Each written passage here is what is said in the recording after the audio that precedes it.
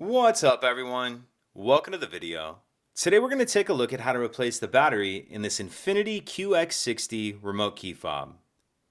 This Infiniti QX60 key fob is going to use replacement battery CR2032, and I'll put a link in the description box of this video to where you can find these replacement batteries if you're in need. The other thing I'm going to be using to change this key fob battery is a small flathead screwdriver. The first thing I'm going to do is grab my key fob and remove the emergency key that's in the bottom of it. That's done by pressing this release on the back of the fob that my thumb's on. The emergency key will pull out like that. If I grab my screwdriver and I hold the key fob with the buttons facing down and take a look at the bottom of it, we can see there's these two notches that I'm touching with the end of the screwdriver, one right here. There's another one just like it on this side. So what I'm going to do is take my screwdriver and put it in one of those notches.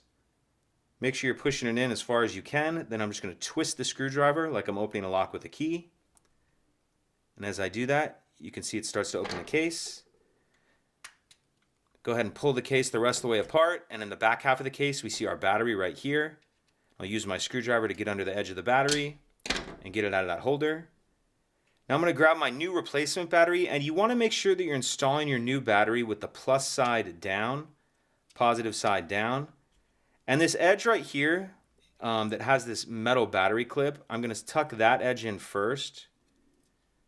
So it'll be like that edge in first, and then snap the battery down into place.